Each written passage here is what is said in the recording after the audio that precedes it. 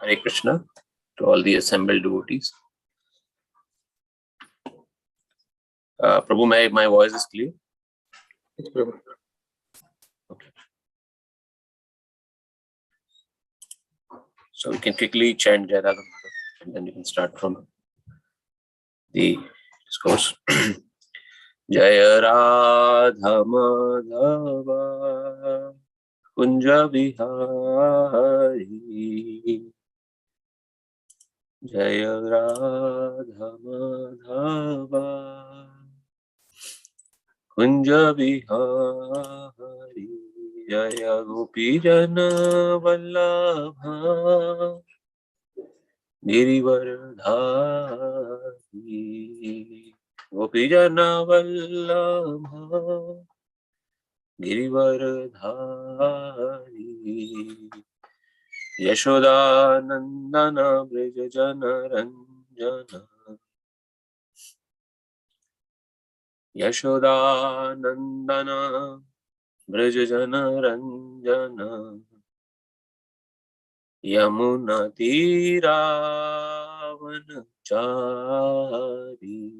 Yamuna Tira Vanachari, Jaya Radha Madhava Kunja Vihari. Hare Krishna, Krishna Krishna, Hare Hare, Hare Rama, Rama Rama, Hare Hare, Hare Krishna, Krishna Krishna, Hare Hare, Hare Rama, Rama Rama, Hare Hare,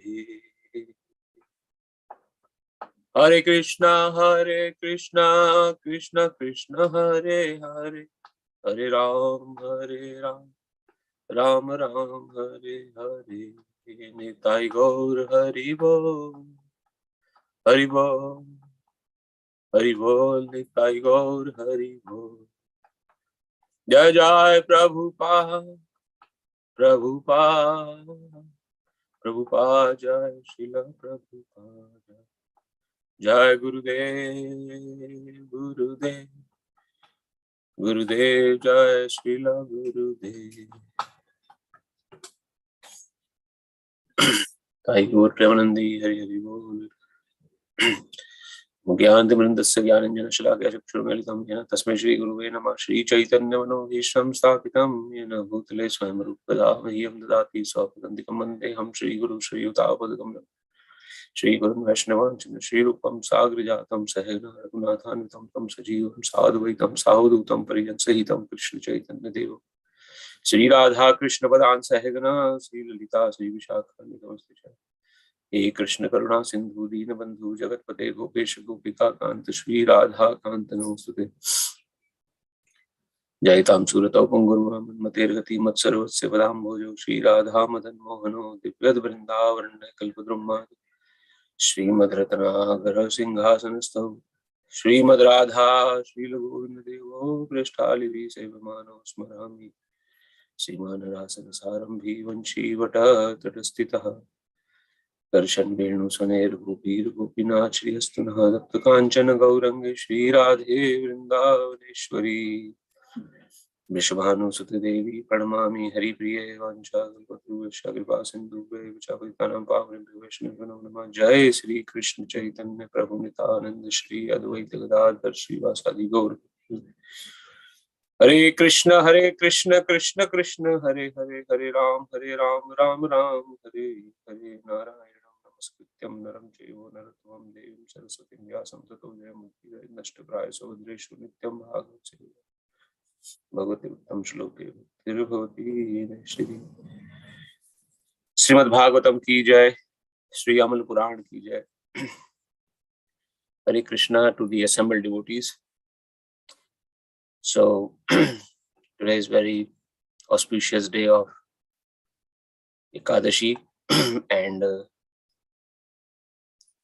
I have been given the opportunity to read Srimad Bhagavatam on this auspicious day, Madhav Tithi, which is Ekadashi, is very fruitful, and I aspire mercy of my Gurudev, Guru Parampara, that I can able to recite this shloka today with as it is, without any mental concoction. Whatever I heard from the Vaishnavacharyas, can able to recite that. So we are in chapter 4 in Srimad Bhagavatam, which is in Canto 1. And here we got to know that the initial phase of the questions that the Naimisharanya, Shaunakadi Rishi, 88,000 Rishi, all those Rishis have finished. And this particular shloka today is a turning point again in the Bhagavatam. Like when first set of question is done, then it doesn't mean that it's over. So it is now further down the line, the Shaunak Rishi is asking the question. So we can go with the shloka and then try to read the translation, and then we can go from there.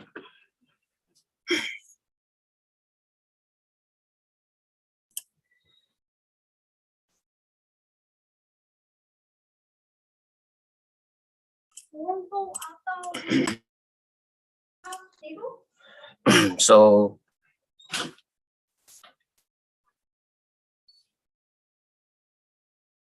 Kasmin yuge pravratteyam sthane vakena hetunah kuta sanchoditah Krishna kritvana sanhitam muni.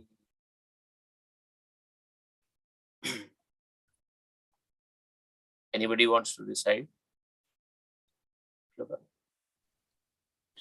Kasmin yuge pravriteyam sthane vakena hetuna kutaha sanchoditah Krishna kritavan samhitam munihi.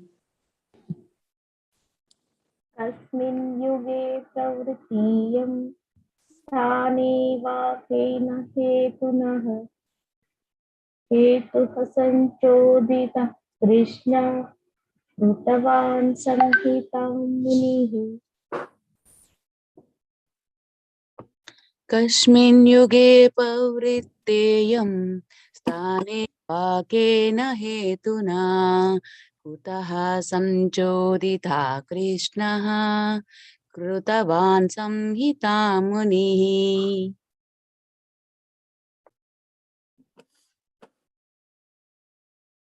Thank you. Anyone else? Last? Anyone last? One from Mataji or Prabhuji.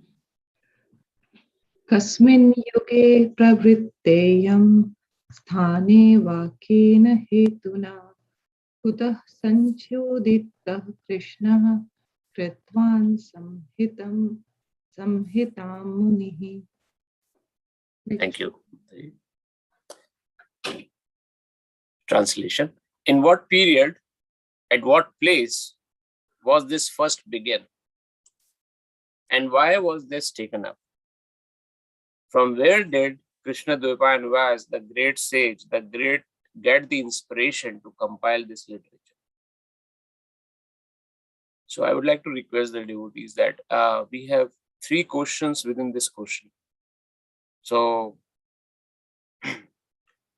the 6 questions which Naimisharanya Muni, the Shaunakadi Rishi actually asked from Srila Suta Goswami, those questions were frequently been answered in the previous chapters. We can see that the last question was, where did Dharma has taken the shelter? That was the last question the Shaunak Rishi actually asked. And in the Kali Yuga, what was the shelter place of Dharma? And the answer was the Srimad Bhagavatam and the pastimes of Lord Krishna. That is where the Dharma has to take the shelter. So after hearing that answer, the sages actually inquired what is Srimad Bhagavatam? Like this is a mood that developed, like where it was spoken, when it was spoken, why it was spoken. So it is Kasmin. Kasmin is which, like in which place, which was like it actually took place. In which are the audience, which are the basically the what make it to speak. Kena is the what was the content, why like what is the subject matter of that Bhagavatam, like how it is so potential that Srimad Bhagavatam is given the shelter of dharma. And kutaha, where from, and what exactly is the places where it was recited. So this has been a multitude of questions, like, and it was asked, and let's see what the purport of the Srila Prabhupada actually given the purport here. And I would like to share my understanding on that purport after that. But this particular shloka is basically considered is another set of questions that displays the eagerness of the audience for the 88,000 Rishi Munis and the Shaunakadi Rishis. They want to hear more about. They're just not satisfied with 6 shlokas, 6 answers. So they are asking more questions now out of eagerness. Purport Srila Prabhupada ki jai. Because Srimad Bhagavatam is a special contribution of Srila Vyasadeva, there are so many inquiries by the learned Shaunaka Muni. It was known to them that Srila Vyasadeva had already explained the text of the Vedas in various ways, up to Mahabharata, for the understanding of less intelligent women, Shudras, fallen members of the family of the twice-born man. Srimad Bhagavatam is transcendental to all of them because it has nothing to do with anything mundane. So the inquiries are very intelligent and relevant. Srila Prabhupada ki jai. So in this purport, Srila Prabhupada actually suggesting that what exactly caused the origin of Srimad Bhagavatam, who could be the audience of Srimad Bhagavatam, and what exactly is the mood that an audience should have. It could be for anyone, as we said that it has been compiled by Srila Vyasadeva. But what exactly make this Srimad Bhagavatam journey of study successful is actually what's been given here. And we also come to know from this shloka the history of Srimad Bhagavatam, how it comes along the way. So with that understanding, whatever the little time I got to prepare for today's class, I just jot down some points of my understanding, which I like to share. Quickly bring up here, but it's nothing much, but few of the clarification points. I can try to recite this, and you can see that if there is any questions, concerns from the devotees, we can go from there.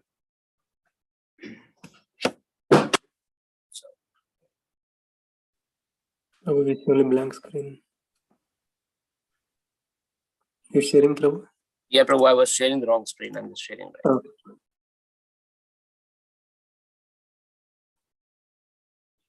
So I'm just taking the notes copy right now so that I'm not missing, because my device is a little bit not working today.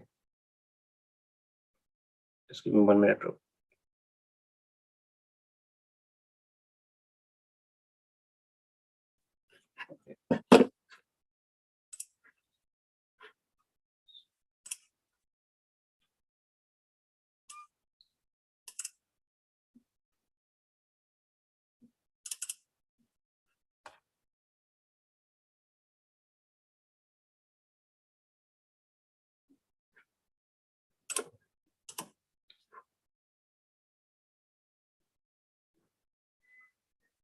Okay, somehow the compilation didn't work for me, but I can still try to. This is my raw copy actually of what I actually made it. But I can try to recite on the shloka itself, like what exactly is the. And so I just bear forgiveness here. So my presentation somehow didn't made it today. So, but as for the Srimad, the shloka that we can come up. So this particular shloka actually started by Shaunak Rishi and the Naimisharanya for at the point where they actually finished their questions. As I said that the last question was, where was the Dharma has taken the shelter? And the answer was Srimad Bhagavatam. So from that very perspective, 3 questions were asked further by the Shaunak Rishis. That which like Kasman is like what was the in which yuga it took place, basically, like what was the period, the time period when that Srimad Bhagavatam was spoken? What exactly is the incident happened? So in the Srimad Bhagavatam study, we know that from different time zones, different periods, that Srimad Bhagavatam stories we come to know and hear about from by different pastimes. So Srimad Bhagavatam is a compilation of that particular period or the history of in which period the Srimad Bhagavatam was spoken and what was the content matter from what period it was taken about. The second question that was asked was Kutaha, which is where at which place. What was the place where the Srimad Bhagavatam was actually being decided? And third question I said that Kena is what was spoken, that what was the subject matter around it. What exactly is the content behind Srimad Bhagavatam that we get to know more now when we continuously study Srimad Bhagavatam from this point onward. From this point onward, what was the subject content that need to be shown? So if there's an eagerness, that actually depicts like the entire subject which was presented by the entire questionnaires which Shaunak Rishis were presenting that time. It was they're just not satisfied with the first set of 6 questions. That displays the eagerness to know more about Srimad Bhagavatam. So it also proves at one point now that when we are in a spiritual discourse, when we are listening about anything about Krishna, or when we are talking about Srimad Bhagavatam, our eagerness plays a very vital role. What is actually that will happen, how it will be beneficial to us. So that eagerness is being depicted by Shaunak Rishi here and Shaunakadi Rishis by asking these questions further from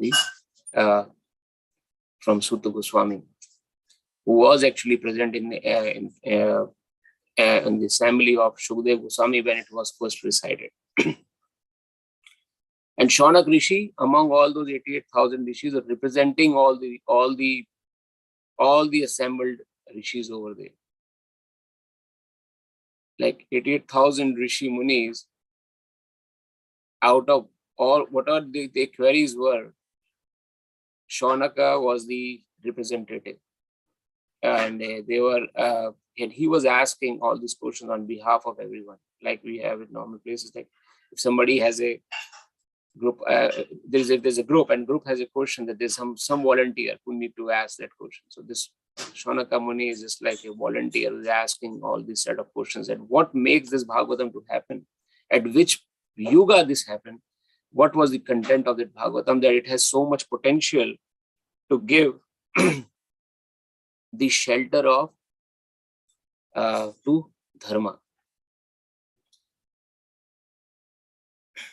In our spiritual text, or in whatever the content we read, like in Bhagavad Gita or in Srimad Bhagavatam and some places of our Shastras, we often heard this word pariprashna.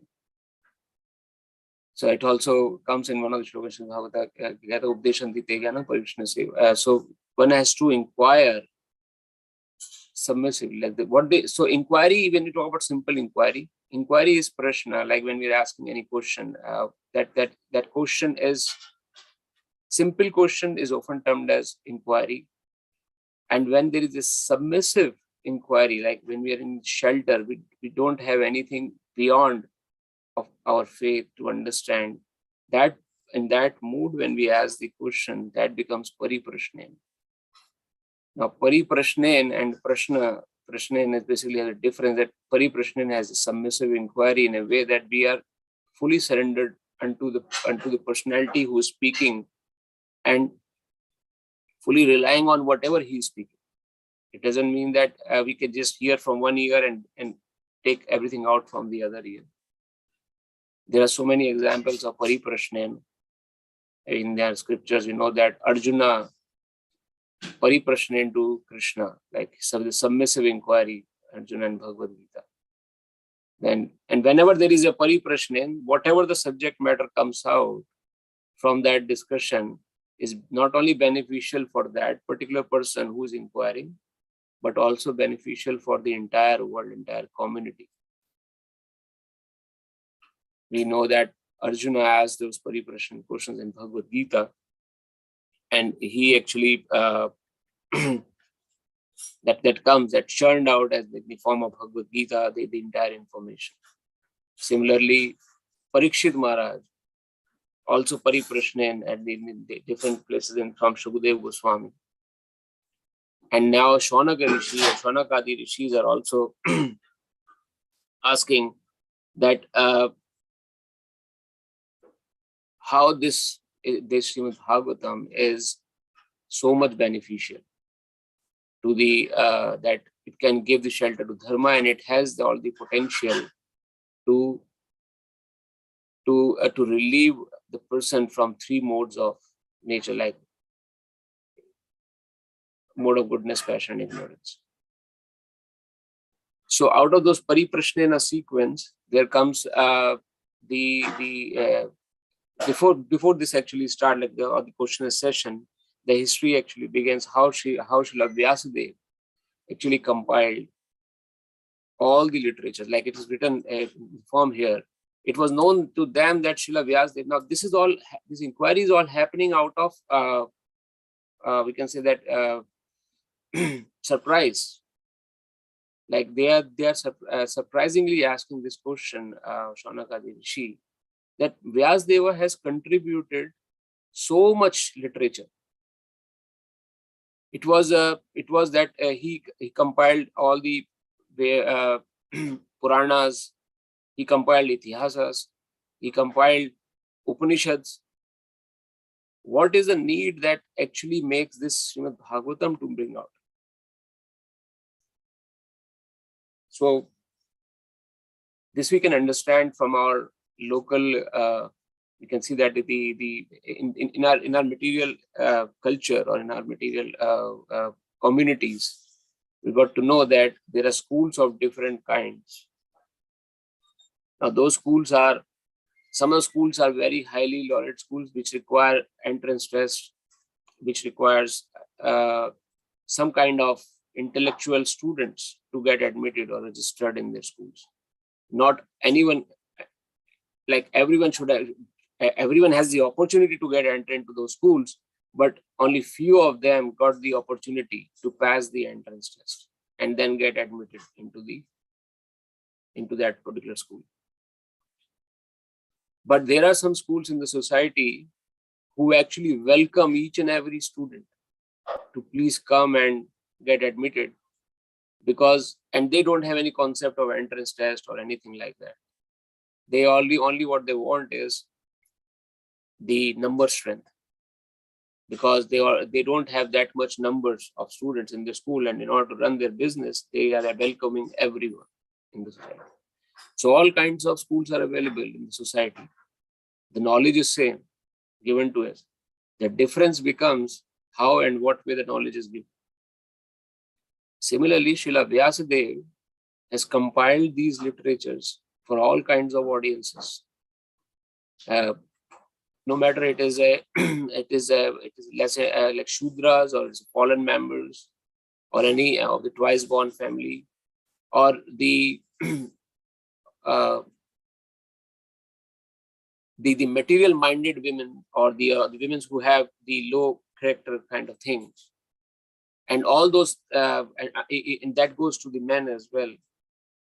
But specifically, when the less intelligent women is referred here is for that community who are not devotees. So, who have the material mindset and just material satisfaction is the main goal. So that is something, that kind of personality or the person is indicated here. Even for them, there are certain things available in our shastras, in our scriptures, which they can read and understand easily. But for the intellectual people, for the person who actually want to know more about Srimad Bhagavatam, know more about what's the ultimate knowledge or ultimate that can make me happy, or ultimate beneficial point for me to become happy, that is something where Srimad Bhagavatam comes in. So Srimad Bhagavatam doesn't deal with anything material. It doesn't deal with anything which has a hetu or some kind of a purpose to solve. The only purpose of Srimad Bhagavatam is to give prema, Krishna prema, and to get to that understanding how I can start loving Krishna. Now, entire other subject matter then deal with what will happen when we love Krishna. What will happen to me, what will happen to my existence when I get to that mood of loving Krishna, or I come to that bhava stage. So that's all explained in Srimad Bhagavatam. There is very, Srila, I was just listening to the lecture by His Holiness Bhakti Charu Maharaj, and he was reciting one story of a person who was a reciter of Srimad Bhagavatam. And he actually was so much engrossed in reading Srimad Bhagavatam and reciting and preaching the people about Srimad Bhagavatam concept that one day he was reciting Srimad Bhagavatam, and that very day was the day when he has to leave the body as well. So he was just giving the lecture on Srimad Bhagavatam. Suddenly he saw that a heavenly plane comes from the sky to take him. Now that is a heavenly planet. That didn't came from the Goloka, but basically that comes from just to take that person to the heavenly abode, like Swargaloka, up to the higher material planet. So when this person, this devotee, he was reciting the Srimad Bhagavatam, he inquired the persons on that plane, where actually you have come from, and why I am able to see you, not anyone else. So the personalities on that plane, they said that your time to this material planet, to this world, to this Bhuloka is over now. You have to come along with us. Your seat is booked in the upper planetary system. Now, it is just like when we go, like, who are a highly executive class of people, they don't have to worry actually, right? Whenever they have to go from some other places, from the business need something, the office will take care of them. The office will take their boarding requirements fulfilled very successfully. They will also see that he will have some kind of good hotel wherever he's going, so that he can. Everything is booked, pre-planned for that person, because he's an executive person, executive member of the community or the company. Similarly, Srimad Bhagavatam or anything spiritual, if we are attached to Krishna, if we are leading our life in service to Krishna, then certainly the devotee can acquire that executive class. That there is no way he can go to the Nimna Lokas. In some of the upper planetary system, his seat is booked by default. Similarly, that person, when he heard that, okay, that these personalities are saying that my seat is booked in the upper planetary system, he inquired from those, like the person who was reciting Srimad Bhagavatam, he inquired, what exactly is that place, and why exact, and then they said that, oh, that is the Swargaloka. You have to come to Swarg at this point. And he asked, okay, if it's Swargloka, what is the nature, what is the culture over there? How is it more happier place than this earth? Then the personalities over there, they said that yeah, it's a very nice place. There is so much to enjoy. Nobody is asking you to stop anything. You can take so much somras. You can do anything over there. So much opulence is there that you have to that you haven't seen in your life. You can become so much happy over there. Then the personality is asking over that okay, whether that place is that happiness is everlasting, or can it remain over there forever? So those persons who came with the plane said that it's not everlasting, but it is multitude of times from this earth. But whenever your punyas or whenever the sukritis we have developed, when those get over, you have to come back again on this earth. So what is the use of then going over there? The person asked, is there any place where I can go and I can never return back? What is the process for doing that? So the personalities over there, they said that yes, there is a place as well like that. And the process is to go over there is the same process what you are doing right now on this earth planet. Just continue reading Srimad Bhagavatam. Srimad Bhagavatam is a place where you can get everything. Even if somebody goes if somebody is devout, go to, in fact, there's a real Vrindavan also. He starts searching Krishna. There is a point that in Vrindavan, there is also a certain possibility that Krishna he can see Krishna in Vrindavan, but after so much pain and pleasure, after so much austerity, he have to do, then he can see Krishna. But one can see Krishna, one can see Supreme Personality on the pages of Srimad Bhagavatam if he is a constant listener and reader of Srimad Bhagavatam. So after hearing that from that personality, that person refused to go with that those personalities and said that I will continue to read Srimad Bhagavatam. So that story that actually gives us the impression that Srimad Bhagavatam doesn't belong to this world. It often comes to our mind that, oh, this is the same book we are reading every day. It has same pages, same page numbers, same English text written in. But this English text is not material at all. This is transcendental. Srila Vyasadeva has written it, compiled it, after compiling all other literatures. He has compiled Upanishad, he has compiled Puranas, he has compiled Itihasas. Still he is not satisfied what I have missed. Like there is different knowledge departments in a school. He has given, he have opened the department for every other like for every other subject matter. He has opened the department so that any kind of student can get benefited. But still he was dissatisfied, and he was just he was morose, and he was thinking what is missing right now. Then Narad Muni actually explained to him that you haven't written anything about transcendental. Beyond this modes, then Srimad Bhagavatam came into play. So this Srimad Bhagavatam is not a simple book. That something has the potential to take us back to Godhead. Srila, in different sampradayas, we see that, like in the Ramana Sampradaya, there are different bhashyas given in different sampradayas on that what their main teaching is from that sampradaya. Srimad Ramanacharya has given some bhashya, and then there is different other bhashya that came out from that particular sampradaya, which we got to know from that this is the main teaching of it. In our sampradaya, Sri Chaitanya Mahaprabhu just said that just follow Srimad Bhagavatam, which Srila Vyasadeva has written. That is the Amala Puran. There is no separate bhashya given in our sampradaya by Chaitanya Mahaprabhu.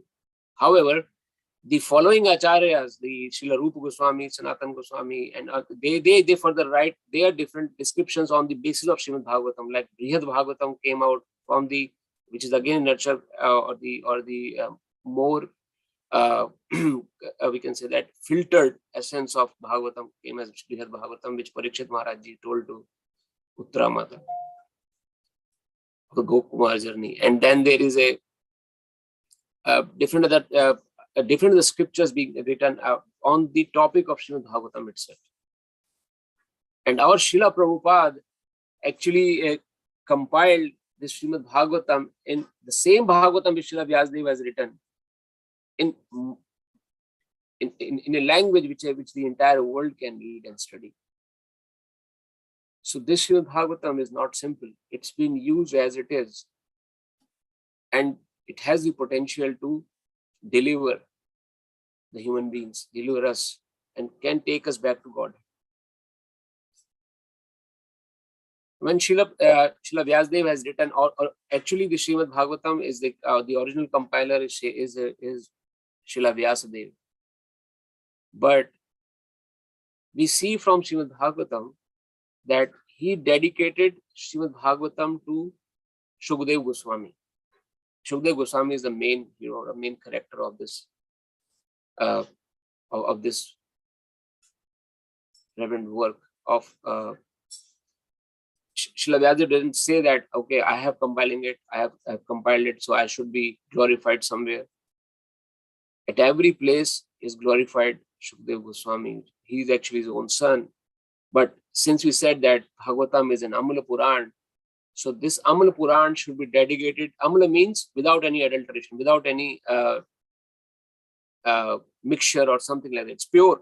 It's completely pure knowledge. And this pure knowledge has the ultimate result to give Krishna to everyone. That's it. No material benefit can be gained from Srimad Bhagavatam. Even if somebody is involved in materially as well, the goal of that person is to satisfy Supreme Personality so that he can acquire the love of Godhead.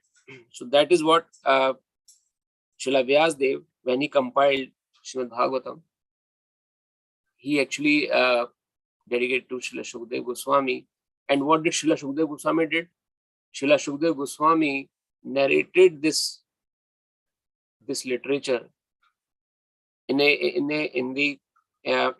Premananda, in the Paramananda. So there are three kinds of Anandas being written over there. Like Shukdev Goswami, it's often said that he only reside at one place for the time, the time how much a cow will take to give the milk, only for that much time, Srila Shukdev Goswami reside at one place. He just keep on shifting from one place to other. But this Srimad Bhagavatam is so much beneficial and so much interesting, so much have potential in it, that Srila Shukdev Goswami sit at one place for 7 days. So this gives us another inspiration that how much Srimad Bhagavatam has the potential that a devotee like Shukdev Goswami doesn't follow his vow to reside at one place for the time the cow gives the milk. So this is and that also comes from the fact that if there is for the Parikshit Maharaj himself was a great king at that time. People and all the rishis have taken shelter under him. But there is something in Srimad Bhagavatam that Parikshit Maharaj have taken the shelter of Shukdev Goswami and listening that Srimad Bhagavatam for 7 days. So these are some of the questions initially which they asked, that what is this subject matter like from this shloka kena, that word with the use is what? What exactly is that subject matter that a devotee like Shukdev Goswami, who don't reside at one place for a fraction of second of time, he stayed at one place for 7 days. The Shukdev Goswami and Parikshit Maharaj, who was such a great ruler, who has given the shelter to everyone. What made him to sit at that place for 7 days? That is one of the inquiry for this is one of the questions that they ask.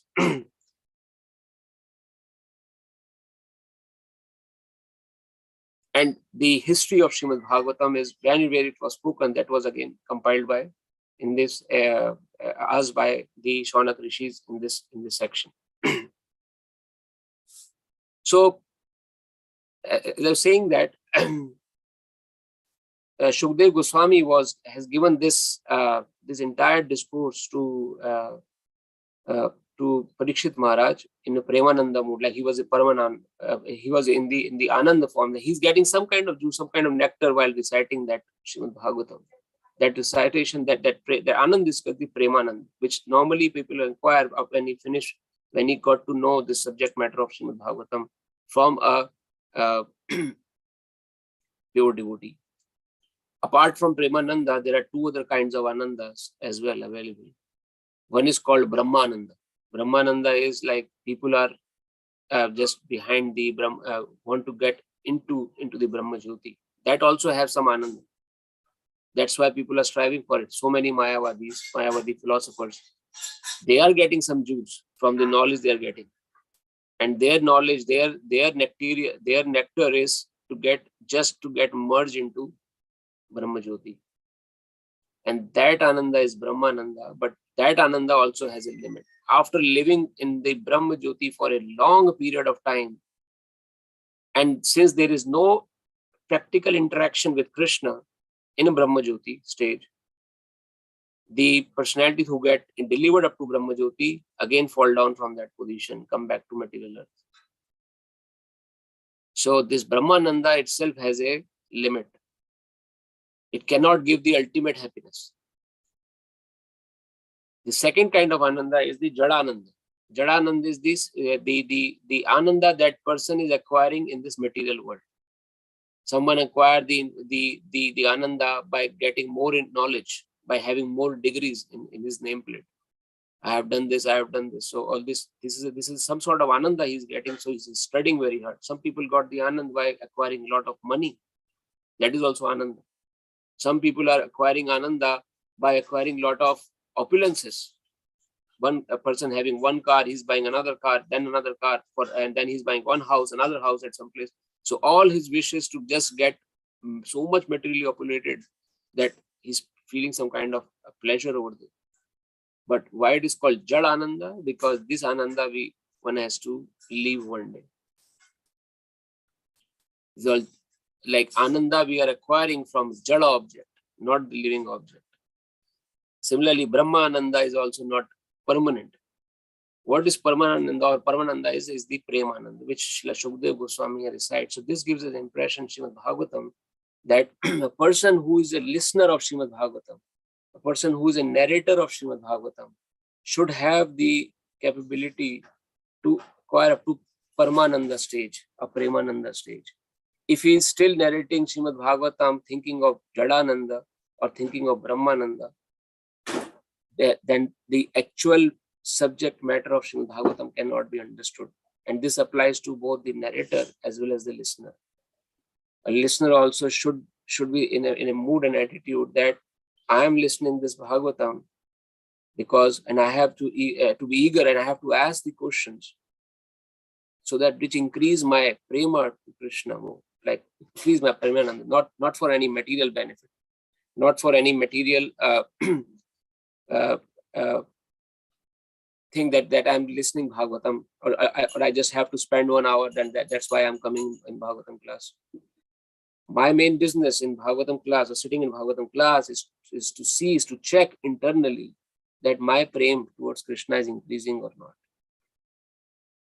And this is what Srila Prabhupada actually recommend as well. And we got to know from different acharyas that how we can know that by doing self-checks, by internally checking whether my prema to Krishna is increasing or not increasing.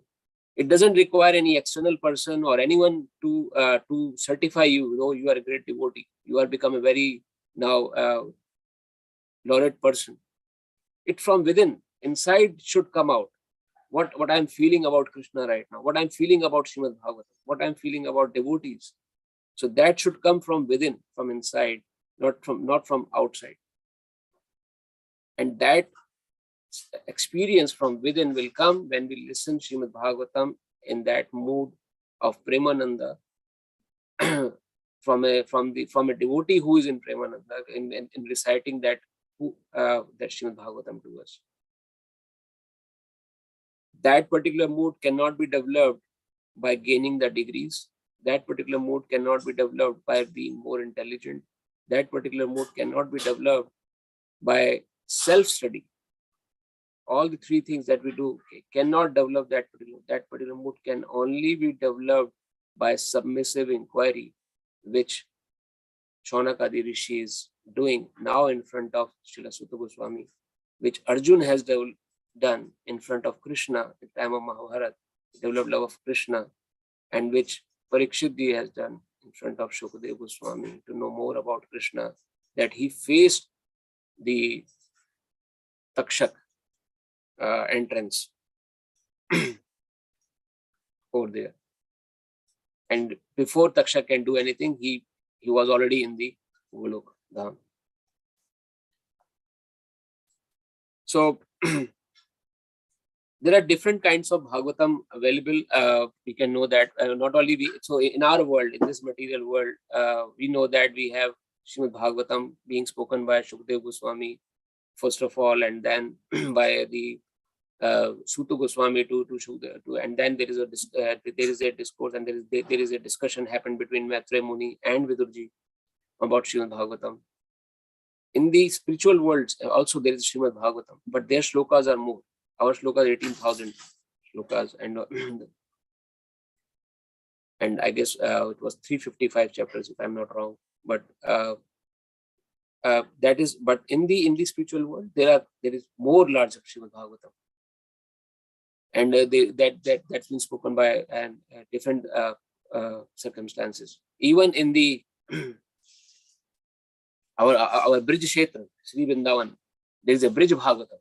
Brij Bhagavatam is normally been recited by actually it was recited by Uddhav Maharaj to the queens of Dwarka, and it was recited, it came to the description, and it is the same Bhagavatam which I guess it was I believe I didn't get the reference of the Rishi who actually narrated to King Vrajanav. I believe it was I still need to research that. It was maybe Chandali Rishi on that, but that's the same Bhagavatam, Brij Bhagavatam, which was recited by Chandali Rishi to Vrajanav Maharaj, who actually found Vrindavan again initially. Like Vrindavan was completely lost at that moment, and Vrajanav was the personality who actually excavated Vrindavan, and then he created the forms of the deities. I believe that like Radha Govinda, Gopinath, and Madan Mohan. So there are different sets of Bhagavatam available in different now. These actually recite the pastimes of Krishna according to time, place, circumstances. These also come as a reference of Gaur Bhagavatam. Bhagavatam recited by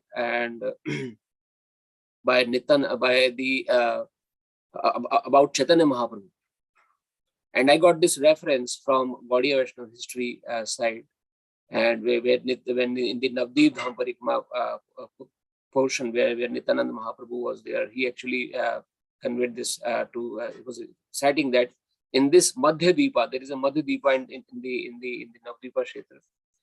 The Shaunakadi Rishi assembled over there, and again, and Sutta Goswami was called to talk about Chaitanya Mahaprabhu in that Madhya Deepa, and he recited this Gaur Bhagavatam over there in Madhya Deepa.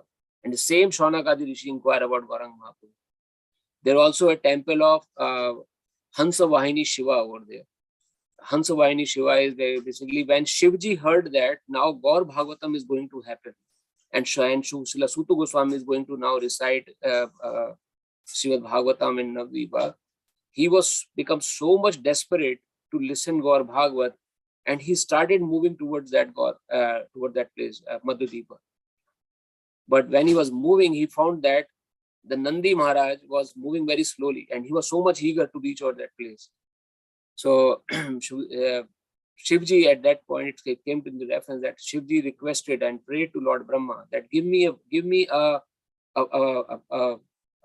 basically a vehicle, or give me someone that who can take me to that Navdeepa more quickly than Nandi. Then at that point, upon request of Shivji, Lord Brahma gave Hamsa to Shivji, and on top of Hamsa, Lord Shiva flew to that place. So since Lord Shiva occupied Hamsa over there, at that point, his name became famous as Hamsa Vahini Shiva.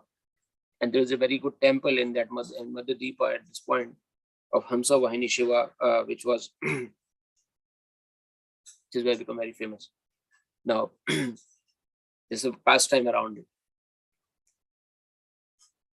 When they say that Srimad Bhagavatam was, so Srimad Bhagavatam at different places, like Gaur Bhagavatam is one of the Bhagavatam which you can think of. And there is a, like in different places, there are different references of Bhagavatam is given, but all have these references that are coming from Srila Vyasadeva, like how Srila Vyasadeva has compiled the Bhagavatam. And that particular Bhagavatam we are studying now by the mercy of Srila Prabhupada. Before 1965, Srimad Bhagavatam was not readily available. Nobody was either not that much enthusiastic about Bhagavatam. There are some people who were reading Bhagavatam earlier as well, but at some places only. After 1965, 1967, Srila Prabhupada has compiled this Bhagavatam and changed to different languages. Now this Bhagavatam is all over the world by the mercy of Srila Prabhupada. Got to know from them. I'd like to conclude in next 5 minutes discourse and ending up with the how Srimad Bhagavatam actually make Parikshit Maharaj liberated, and the places of where this, what's the glory of the places where Srimad Bhagavatam was decided. These are two topics I have to cover further before ending the session. So when Takshaka was coming to take the life of Parikshit Maharaj, it said that it was actually happened in the Shuktal. Shuktal is a place where the Parikshit Maharaj has actually left the body of because of that of the curse, and he decided that Srimad Bhagavatam. So when Takshaka was coming, he acquired the form of a Brahmana, and he was approaching toward that place. And at the time when he was approaching to that place, he saw that there is one more Brahmana who was running more rigorously to that place of where Bhagavatam was going on between Shukdev Goswami and Parikshit Maharaj. Takshaka actually deformed in the disguise of Brahmana as the other Brahmana. Why are you running so fast, so quickly over that place? So where are you running? First of all, he inquired that. So that Brahmana saw Takshaka, and in the disguise Brahmana told him that there is a Bhagavad Katha going on between Parikshit Maharaj and Shukdev Goswami, and Shukdev Goswami has got, Parikshit Maharaj has got the curse that he will be bitten by Takshak at some point of time, which is approaching now. And I have the mystic power that I can take away the poison of all kinds of snakes. So I will definitely save Parikshit Maharaj. I have full confidence on it. So Parikshit Maharaj, when Takshaka heard that, he got a little bit disturbed. He said that, oh, this person has the mystic power to take away. And then he asked that Brahman, why are you so bothering about Parikshit Maharaj? Is he giving you some kind of opulence or something? That's what in your mind? So Brahman said that yes, of course, because that's why I'm going, that I will get some kind of gifts from Parikshit Maharaj after that. So then Takshaka was actually giving more allurement, double allurement to that Brahman. Okay, I give you 100 times more than that. Just don't go over there. And then he presented gifts to Brahmana, and he returned him back from that place. That came in the Shuktal story, which I heard. This particular story actually written in the Shuktal area itself. That how in some places it's been referred that Takshaka entered in the form of a worm, as a form of a worm inside a fruit. But before entering to the worm, this is the story that coming from the Shuktal pastime of or the Shuktal Mahatmya that come along the way, different places. And when this Brahmana, the Takshaka in disguise of Brahmana reached to the Shuktal, he said that it was covered throughout from all sides with fences, large fences. Nobody was allowed to enter inside, and nobody can come outside. So Bhagavatam was going on. So he then took the form of a worm on a fruit and went inside to that area where that Bhagavatam was going on. And he then again disguised himself in Brahmana and sit among the public. And and start listening about Bhagavatam. And as soon as that point was over, when Bhagavatam was over, then he approaches towards Parikshit Maharaj. Since he was in the disguise of Brahman, nobody stopped him, and he took the form of the Takshak and bite Parikshit Maharaj. But by the time he bit Parikshit Maharaj already was already in the Golok Dham. He already left his body few minutes or few seconds before they can reach that a snake can get him. So that actually tells us that what's the ultimate benefit happen to a devotee or a person who listens Srimad Bhagavatam more attentively, more holistically, rather than just listening half-heartedly or not full-heartedly. That he can decide the time and place of his death as well, and he can decide his destination as well after listening Bhagavatam. That's the ultimate glory of Srimad Bhagavatam. Why we cannot understand, or people like who is regularly reading Bhagavatam cannot understand all those things. There are different reasons given over there. Like one of the reason is there are the 4 references given in the Shastra. Like one is when it's like, and I will just present that with an analogy of a basket, which is over which the tap is running, and that the first analogy is if the basket is put upside down. Like upside down is basically basket has the capacity to fill the water which is coming from the tap, and this is referred to the persons who is listening Srimad Bhagavatam, but just they are physically present over there in the Srimad Bhagavatam class, but not attentive to what's going on. They're not attentive to subject matter. So whatever the knowledge that is coming in, it's just going out. The second kind of person who don't get Srimad Bhagavatam attendance or the knowledge is the person who is just like a basket which is filled half with the dirty water. And that kind of person is a person who has his mind filled with many other things in this material world, and he's listening Srimad Bhagavatam and also side by side contemplating on the other things that he has. He is getting something but not fully getting. Third kind of person who don't get Srimad Bhagavatam knowledge or the transfer or the information is a person who's just like a basket which has multiple holes in it. Like whatever the water is going inside that basket, the water is coming out. So that's some kind of person who has no interest in Srimad Bhagavatam. He's just sitting over there in the Srimad Bhagavatam class because he has to spend some time over there, or by force he's listening, or due to some other reason he's sitting over there, just he's listening from one ear and taking out from the other ear. Not interested at all in Srimad Bhagavatam. And the fourth kind of person is the person who is already full, like a already full basket. Like he is already so much in his life, so much material business, so much occupied 24 hours in hard work, like an ass, Srila Prabhupada used to give that he don't have enough time, but he's listening by putting his mobile on or something like that, but so much going on that whatever the water is going inside that fully filled basket, it's just coming out without any impact.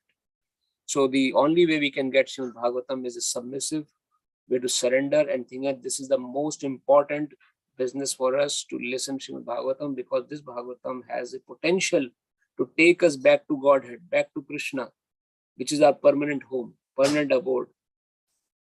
With that submissive inquiry, submissive surrender, if we listen to Bhagavatam, that will give us benefit. How it gave the benefit to Parikshit Maharaj and to Shaunakadi Rishis and to all other Rishi Munis who assembled over there. With that submissive inquiry, whatever the information they gained, if we inquire as well, probably we can also reach up to that some point. So with that note, it's almost 8. I'd just like to conclude here. I'm sorry, I just presented everything in a slide, but somehow I'm not sure why that slide was not saved or something. It didn't work that way.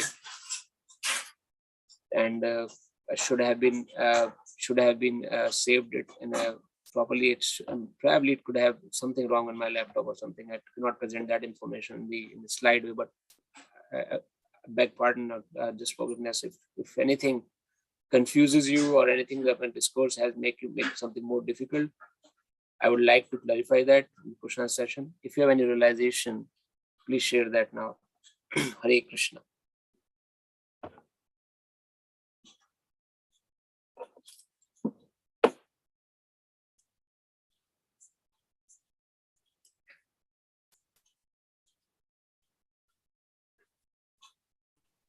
Hare Krishna, Prabhu. Thank you Hare for Krishna, Prabhuji. nice class, Prabhu. I was thinking, what Prabhu is going to speak on this, it's only 4 questions in this verse. You were giving nectar after nectar. Beautiful. Thank you, Prabhu. Lord Prabhu, it's all the glories of the acharyas whom I took. I was able to make, probably it was more sequential, but something what happened, slides. Sorry for that, but still, Prabhu, thanks for the. Thanks Okay, for Prabhu. Your messages were very clear. Even though the slide wasn't there, content was very nice. And Hare Krishna, Prabhu. as I'm hearing more and more of this, in the previous classes and today's class, I'm understanding the importance of the discussion between Sutta Goswami and Shaunaka Rishi. More and more appreciating it. You hear it, but the appreciation is not coming. It is so important that Vyasadeva, he already wrote everything. It is so important. He again took all these contents and added on and gave it to us. That is the significance. I wasn't appreciating as much. You hear it as you're hearing in more and more classes.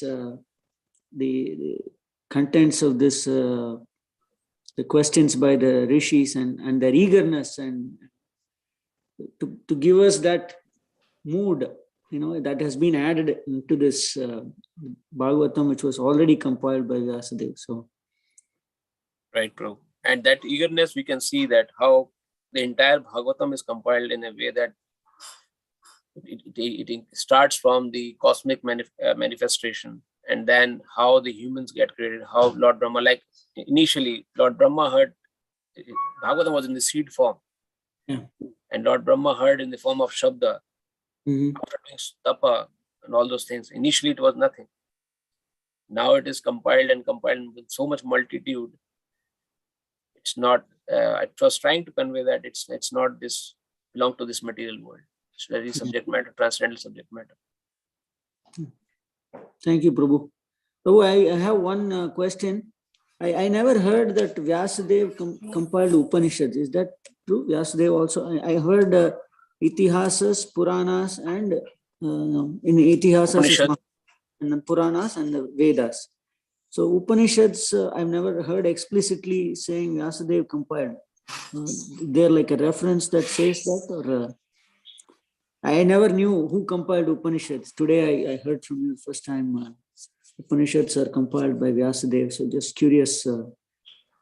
Yep. So our scriptures are compiled of the Puranas, Vedas, and Upanishads and Itihasas, like all those compiled of, like compilation came from Vedas. That's what my understanding is.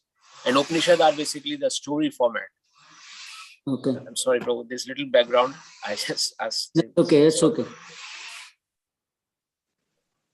So yeah, Upanishad is basically more towards stories. Like the same subject matter explained in the form of stories is Upanishads for the different classes of people being given.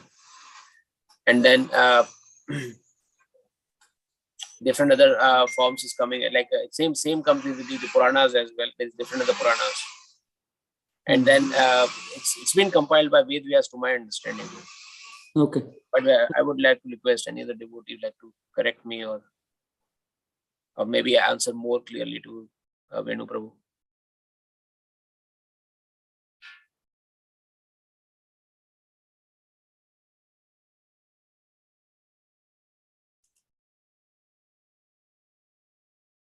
So I believe it is Upanishad by Ved Vyas only, Prabhu. If nobody is included, that's what my idea too. But if you want, I can research on that.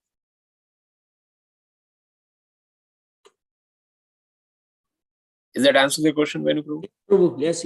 You are saying it's coming out of the Vedas, so then probably it is Veda Vyas. Yeah. Thank you, Prabhu. Hare Krishna. Just can I say something? Please, Prabhu. Hare Krishna.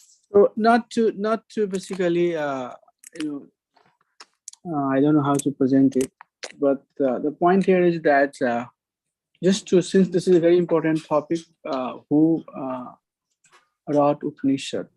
Upanishad is basically one of the perfect Shruti. It is not written by Vyasadeva. The source of the Upanishad is multiple. There are millions and millions of the sources by which Upanishad comes. And Upanishad is basically, for example, there are many kings who spoke to their citizens, and that was part of the Upanishad. There are so many Upanishads. Out of that, 108 are the principal Upanishad. Out of that 108, there are 11 or 12 Upanishads, which are even the principal most. So Upanishad has multiple sources. Kings, some of the Raj Rishi in the very Vedic tradition, they were like very exalted personality. So they spoke Upanishads also to enlighten their citizens. In the Gurukul systems, the teacher will enlighten their students. So that's also part of the Upanishad. So Upanishad do falls into Shruti Prasthan. There are 3 Prasthana. That's called basically 3 evidences of the knowledge. It's called Traya Prasthan. So Shruti, Smriti, and Nyaya Prasthan. So Upanishad do falls under Shruti Prasthan, but there is no one author or compiler for the Upanishad. Sure. It's coming from so many sources. So Vyasadeva is not a compiler of Upanishad. You can research it, but since you all are talking about it, I just thought that this is important for us to know this thing clearly. But you can research it, you will come to the similar conclusion. There is some lecture also given by some of the scholar devotee of our society. If you want to listen, Chaitanya Charan Prabhu, he has also given some, if you have done the Bhakti Shastri from him, when he teaches Upanishad, he talks about this one.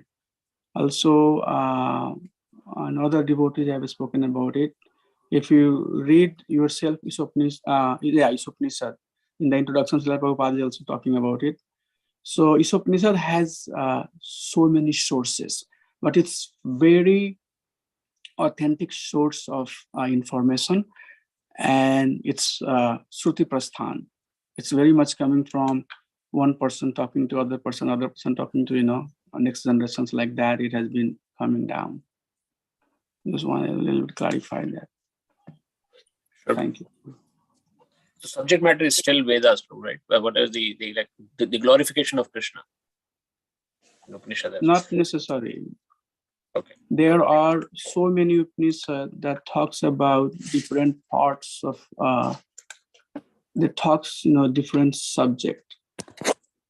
There are so many Upanishads, like so many, and they address, like Kathopanishad has a different subject matter, Isopanishad has a different subject matter. All of those does not necessarily. It's very basically, how to say, it's very contemporary. At a particular time, whatever was the need at that particular time, a saintly person spoke that to his citizens, or a teacher spoke to his disciple. So likewise, Upanishad has been kind of coming up, and it has addressed multiple subject. Like Isha Upanishad, Ken Upanishad, Mandukya Upanishad, Manduka Upanishad, Taittiriya Upanishad. These are like 11 prominent Upanishad, and all of them have different subject, not necessarily talking about Krishna. Isha Upanishad personally talks about, Isha Upanishad is very specific about Krishna or Vishnu. Other Upanishads, not necessarily. Thank you, Prabhu. Any other questions, comments, realizations from any devotees?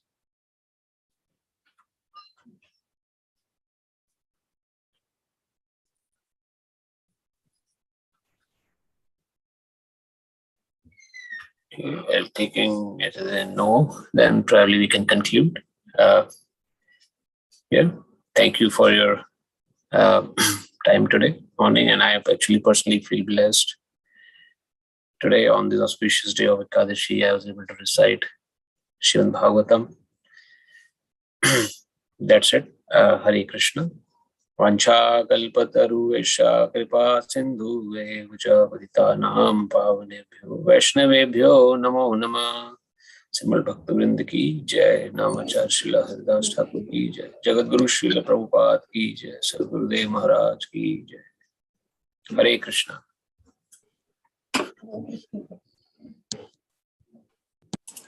Thank you, Prabhuji. Hare Hare Krishna. Krishna Prabhu. Hare Krishna. Thank you. Nice class, Prabhuji. Hare Krishna Prabhu. Hare Krishna. Nice class, Prabhu. Thank you. Hare Krishna Prabhu. Thank you, Prabhuji. Hare Krishna.